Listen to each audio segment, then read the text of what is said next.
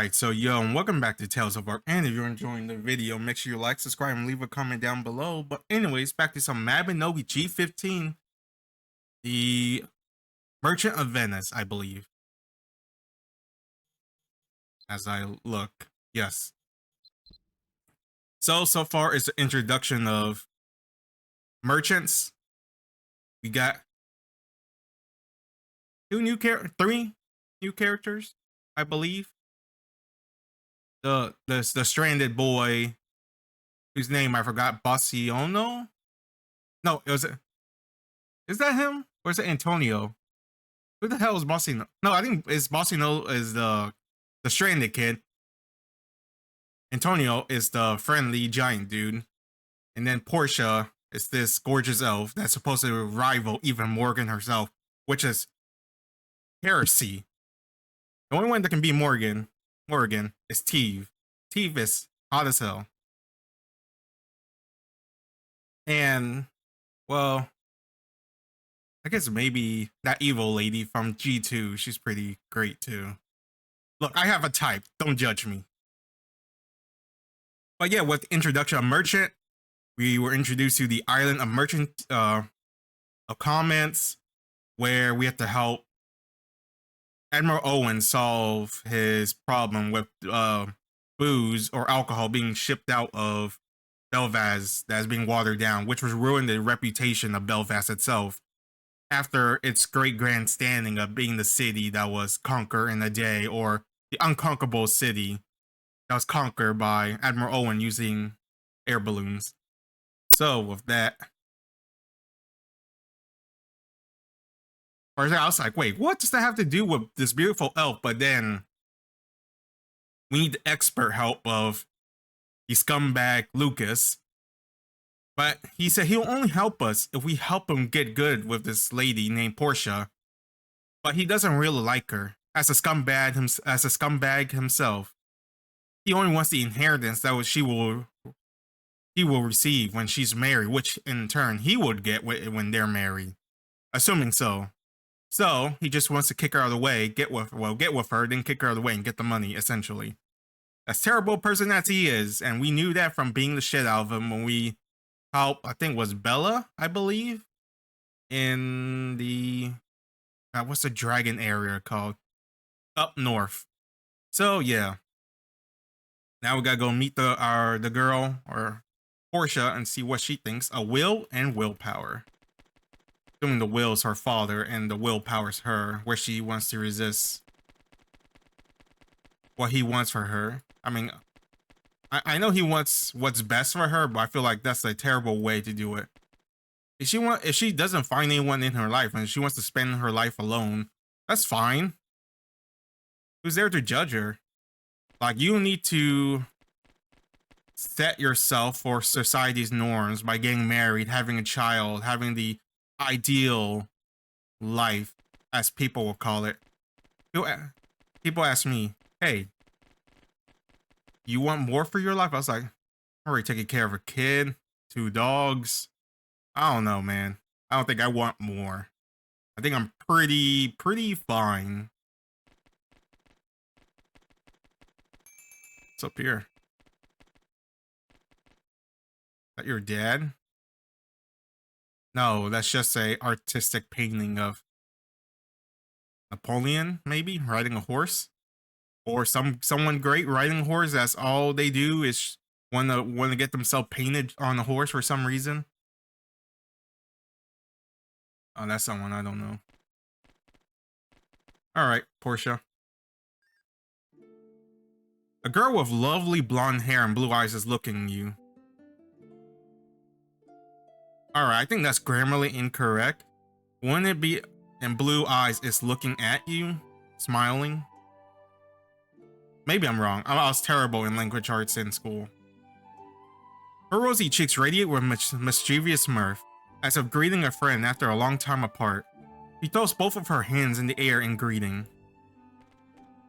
Welcome to my home. You are Malaysian. Are you not? Propose her. Tell her she is pretty. What the hell? Why? We just met. I feel like instantly she'd be like, oh, you're a scummy person. You just want to marry me because of the rumor of getting the inheritance. Tell her she's pretty. I mean, this is like the less of the two evil, honestly. Portia's blue eyes grow wide and she stares at you. A hint of blush appears on her soft cheeks and she giggles innocently. Why, thank you. You are quite handsome as well. Quite handsome indeed. Seem to have a very kind heart. Let's be friends. She beams at you with she beams at you with a beautiful smile and holds your hand. Alright guys, correct these grammars. I'm so glad to have a new friend. You don't understand. This desert is peaceful but so low. You're telling me you have not made friends with any other person that has attempted to compliment you or tell you that or propose to you. But then again, damn, me constantly playing devil's advocate. To be fair, it could be an innate thing that elves can tell if someone's inherently like evil or bad nature, I guess. That makes sense. I mean, that sounds like an elf thing. There was a manga I read where there was something like that about a wizard who ate a dragon, but there was an elf in it that can tell if someone's their deepest nature or whatever. And she's constantly being harassed by the look of the people because, you know, she's an elf, she's gorgeous, she has big weapons, but all she wanted to do was explore the outer world of the elf cities, elf colony, and help people, heal people. But because of that, all the males are constantly harassing her with their eyes and having impure thoughts. But because she's an elf, she can tell their nature, so she refuses them all. And then she was gonna go back, and then she met this wizard who was eating dragon. I'm sure a lot of you thinking, oh, she fell in love with him. No, she didn't. She fell in love with his food because he owns a restaurant, and she's a vegetarian, and she was tired of eating salad, and he made like vegetarian dishes.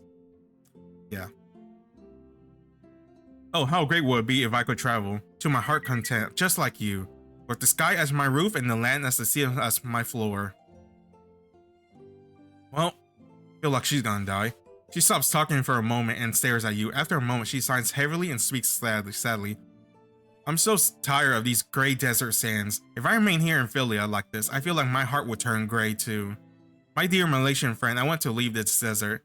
It's just a rather difficult situation, you see. I might be stuck here forever.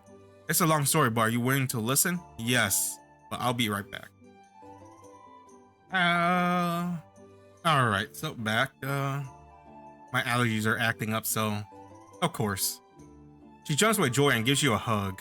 Thank you. Oh, thank you. I've just been so lonely. There's been no one to talk to since my father passed away. What? How do people know about this goddamn will then? Well, I guess he could have just told everyone before he dies or something. I can't even leave if I want. Why? I'm sure you heard the rumors. According to my father's will, I'm to marry the man who could solve the riddle my father left behind. Because of this, my fate is out of my hands. I mean, you're not your father's property. Surely you can. You could just say, no, I don't want that. I feel like... Oh, no. Never mind. I take that back. If there's anything from Elf, from any other media, it's that they're always traditional. There's sometimes, like, come on. Be more progressive. And they're like, oh, we can't solve it like this. We have to do it traditionally. And then when they step out of their field, out of their circle of doing the non-traditional way to solve this, they're like, oh my god, it worked. What? Oh, duh, what'd you expect? You guys constantly try this other one way. Surely, you would think there's maybe some ways that's like beyond your cultural way means to do. Because I lost my freedom to choose or even reject. Portia gently puts her hair back over her ears. Please understand, I don't hate my father. He was a great man, and I know he only wanted the best for me. Surely the man who can solve the riddle of the gold, silver, and lead boxes will be the one for me. Oh, so boxes to the left. Despite her words, Portia's expression grows darker and darker. Small teardrops begins to roll down her cheeks. Ursula, please, there is someone I must find. I hear him calling to me every night in my dreams. I'm desperate to find him. I started taking a small boat out at night. I sail all night and in the morning. I wake alone on the cold ocean. This person is someone I once loved, long ago, but since the memory tower was damaged, I can't remember them. Her face is wet with tears. She shudders. I was about to say, how you met this guy in her dream. Holding back her sobs. Here, this compass is his memory item. Use this to find my memories of this person in the longer desert ruins. I just know I have to find him. I don't want to spend my life in sorrows and longing. As my newest, dearest friend, I humbly ask you, please, Ursula, please find out who he is and where he is now. Oh, we'll give it to some random ass person to do your thing. Like how we're throwing Lucas under the bus. No. Well, it doesn't really matter. Screw Lucas. Freaking Lucas sucks. Everyone hates Lucas. Oh, that was my flying pet. I can't take off here? Damn it, elves! You have one job. You're in the literal desert. Alright. Well, it says it's over here. I'm assuming I'm going to be role-playing as Portia. Which sounds like a car, now that I think about it. Is it a Porsche? Oh, also I need to read the comments. Honestly, the only guy who comments on my Mabinogi video, which I'm surprised that anyone really watches.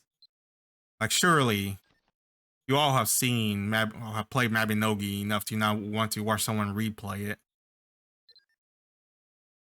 Okay, I'll desummon my pet.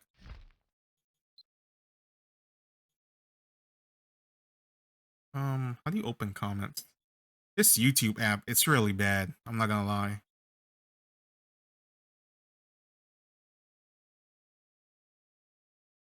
Yeah, it's just one. Okay. From Theodore Suspicion 4272 2 weeks ago.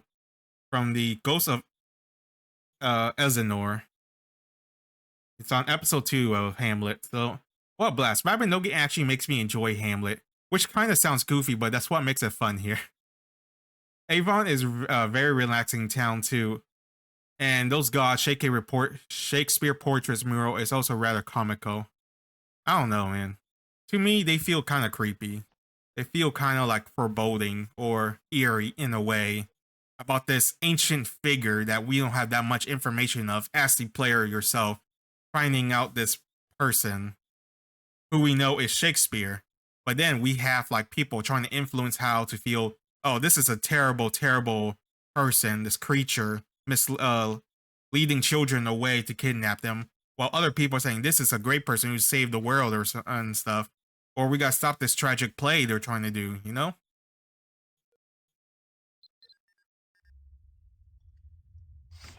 Oh, whoa. That's a cool bow. What bow's that? Masterpiece bow. An exquisite bow commissioned by Portia's father, one of the richest men in Iria, as a gift for his beloved daughter. A product of decades of careful craftsmanship, it represents a collaborative of effort between many of Aaron's greatest artisans. It has piercing too? Damn. And cinema reduction? I feel like at this point, most people have like over 2K cinema. Alright, what skill you rocking, girl? Surely you're better than every other. You should be better than every other person, right? Because you're an elf. No hate to...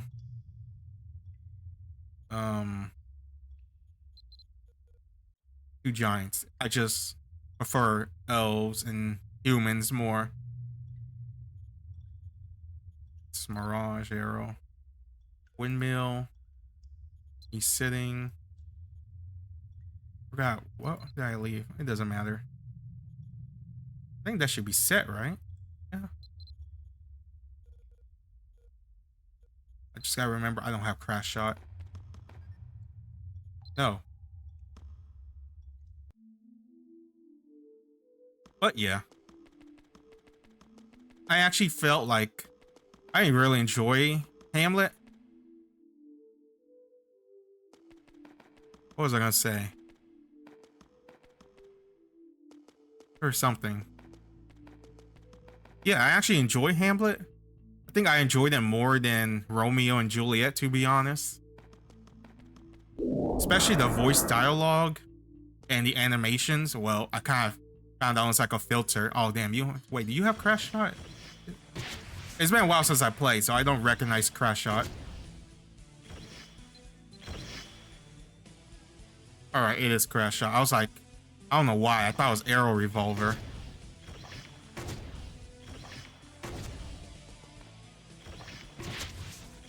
I wonder if Mirage Arrow Bear, did they ever buff Mirage Arrow? I feel like Mirage Arrow has constantly been trash. Like at that point, you were ready to just use Hydra, right? But yeah, not Hamlet. Romeo and Juliet feels like 1-to-1 to the normal one. Well, Hamlet, maybe because I didn't recognize it that much, that feels like different. But of the two I did so far, that's honestly the one I enjoy more.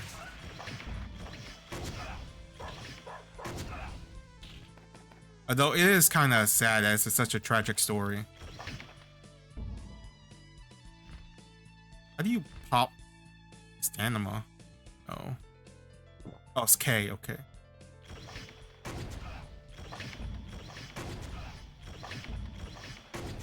I'm hoping, well, this one could be different. Could top my #1 of Hamlet out of the couple of stories. Oh my god. Bro, I'm an elf. I'm squishy.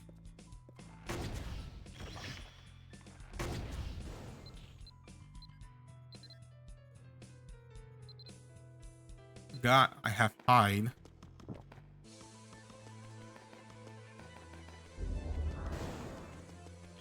Green Lizard Witch? Well, get ready to fear the mag spam, asshole. Never mind, I take that back. Hold up. Damn, thank God for this range revamp they did. Remember before when we had like, we had super high chance to miss? Man, those were the days, right? And then people were raving about, oh, the shot of God. If you time it right during the right latency, you will never miss. And you can hit out of range. And that was an entire thing during the Guild Wars.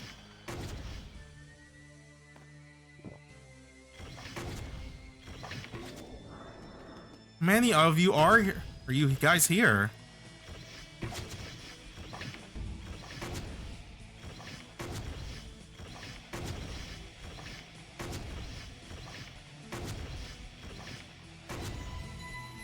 Oh, because they're the boss.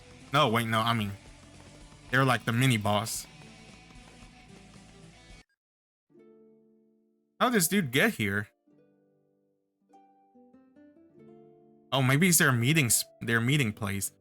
You followed me this far, and all this time I thought you were a calm and gentle lady. No wonder I fell in love with you. Oh, Bossino, will you really leave? I don't want to lose you. Yes, I'm planning to go to Belvast. Once the wind picks up, must be followed to its destination. The moment it's... So this is after the stranded. Here, Portia, let's leave together. There's nothing I want more, but we elves cannot leave Philia. Can't you stay in Philia instead?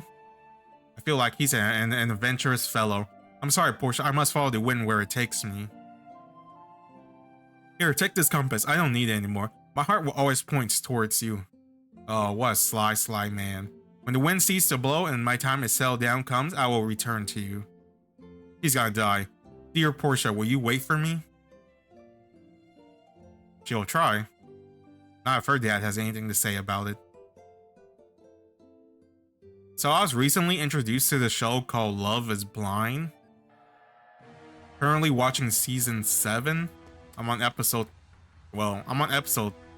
2. Because I haven't watched 3. But I watched 2 and 1. I feel like if they find love so easily, why is there even a show? Why do I hear people talk about how trashy it is? Like, we already got one person... Spoilers! If you don't watch the show, or you don't care. We already got one person that got married already. Like, what's the point then? Why is there like so many episodes? if I guess maybe it takes longer for the other ones to find someone that's marriable for them. Which is weird because it's called Love is Blind. I was assuming like, oh, entire season to finding love. It doesn't seem that trashy. Oh, wait. This is Philia. I'm sure I can't fly all the way over there. I gotta run my doggy ass over there.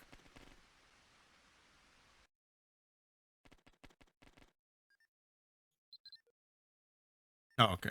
I was about to say, where's the red beam?